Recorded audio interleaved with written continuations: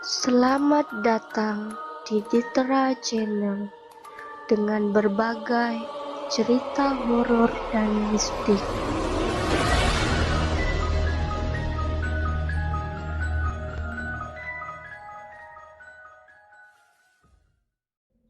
Jangan bermain saat hujan. Oktober pada tahun 1999 mungkin menjadi tahun yang menurut saya berat, di mana akibat dari kejadian itu menjadi trauma yang sangat membekas sampai hari ini. 3 hari sebelum malapetaka itu terjadi, saya menjalani aktivitas seperti biasa selayaknya anak usia 8 tahun. Saya mempunyai sahabat, yaitu Iren, Ujang, Disa, dan Farhan. Sepulang sekolah, kami biasa bermain di depan salah satu sekolah impres yang ada di kampung kami. Letak sekolah itu berada di ujung jalan kampung kami. Di depan sekolah tersebut terdapat saluran air atau selokan yang lumayan cukup besar. Karena suasana di situ asri dan nyaman, kami dan anak-anak kampung lainnya pun sering bermain di situ sampai sore hari. Sebelum hari kejadian, saya dan teman-teman agak merasa sedikit aneh melihat Iren kala itu.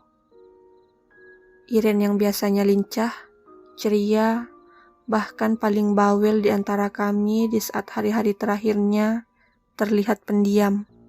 Bahkan mukanya pun terlihat sangat pucat. "Ren, kamu kenapa?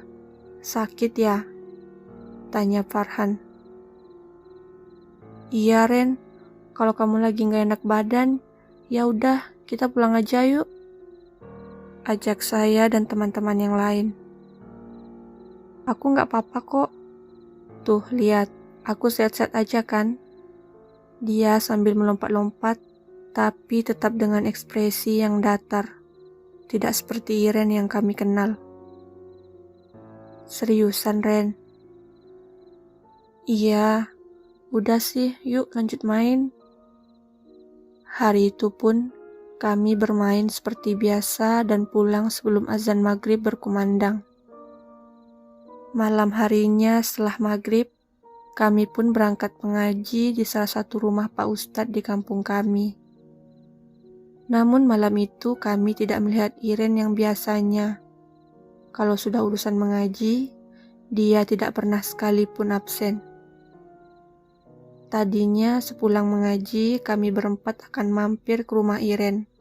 Tapi tidak jadi karena Disa dijemput oleh ayahnya. Dan akhirnya kami memutuskan ketemu besok saja. Lagian besok hari Minggu. Hari itu pun tiba. Minggu Oktober 1999, tanggal tepatnya saya lupa.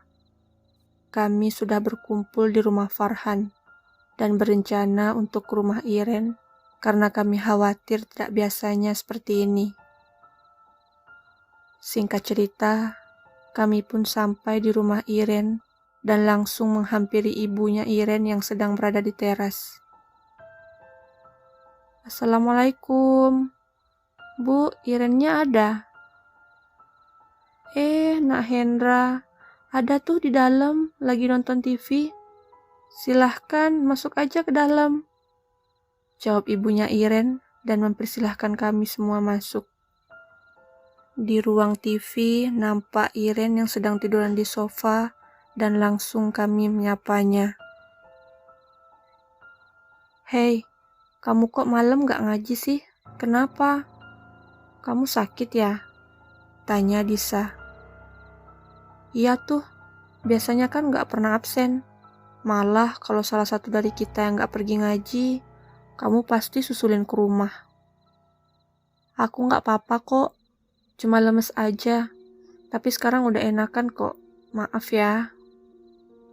"Ya udah, yuk main ke tempat biasa," ajak Farhan, dan kami pun semuanya beranjak menuju depan sekolah impres tempat di mana kami biasa bermain. Singkatnya, Di sana sudah ada beberapa teman kami yang lain sedang bermain lompat tali dan kami pun langsung bergabung. Tak terasa waktu sudah menunjukkan pukul 2 siang. Tampak langit tiba-tiba sudah mendung. Baru saja kami memutuskan untuk pulang, tiba-tiba hujan besar pun turun. Terlihat anak-anak kampung yang lain lari berhamburan pulang, tapi tidak dengan kami. Kami memilih untuk berteduh di pos sekolah tersebut. Kami melihat air di selokan mengalir deras sampai menutupi jalan yang ada di sekitar. Entah siapa yang mulai dan memberi komando, kami yang sedari tadi tidak ingin kena hujan, malah sekarang kami berlima sudah ada di jalan. Kami bermain hujan sambil ketawa-ketawa karena melihat Ujang dan Farhan meluncur menggunakan pelepah kelapa seperti sedang bermain papan seluncur air. Karena terlihat asik, kami pun bergiliran menaiki pelepah kelapa tersebut. Dan tak lama, malapetaka pun datang.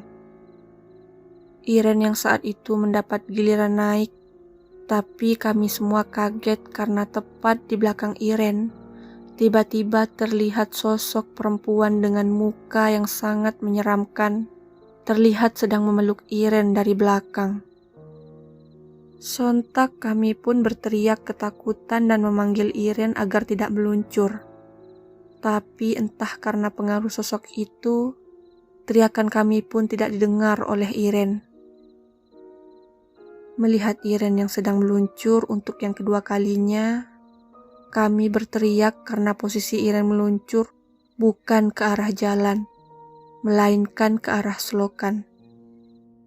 Terlihat dengan jelas saat terakhir Iren melambai-lambaikan tangannya sambil berteriak minta tolong.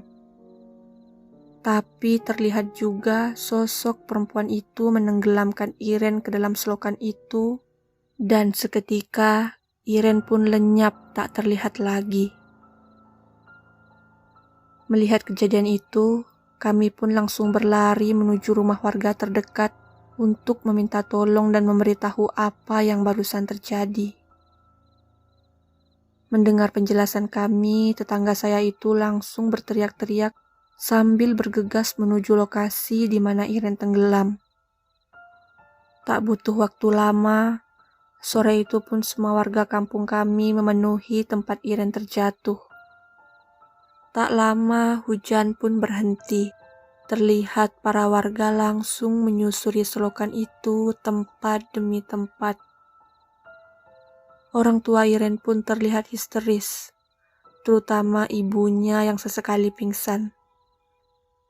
Orang tua kami pun semua berada di situ sambil menenangkan dan menginterogasi kami perihal awal kejadian.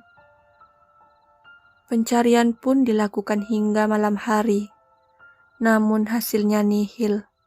Teman kami Iren belum juga ditemukan. Dan kepala desa kami pun memutuskan melanjutkan pencarian esok hari. Esok harinya, pencarian pun dilanjutkan kembali dengan melibatkan tim SAR dan kepolisian setempat. Pencarian dipusatkan di saluran sepanjang selokan, sampai-sampai semua gorong-gorong pun dibongkar satu persatu. Namun pencarian hari kedua pun tetap nihil. Keluarga Iren seperti saudara dan kerabat dekat pun semua berkumpul di rumah Iren. Dan sesekali kami berempat dimintai keterangan oleh keluarga dan pihak polisi mengenai kronologi kejadian itu. Sempat keluarga Iren putus asa, tapi tepat di hari ketiga, salah satu petugas penjaga pintu air yang jaraknya sangat jauh dari kampung kami mengabarkan menemukan jasad anak kecil terapung-apung di bendungan air. Menurut penuturan Pak Didi, pagi hari saat beliau akan memeriksa bendungan dan membersihkan sampah, Pak Didi terkejut karena melihat ada sesuatu yang mengambang.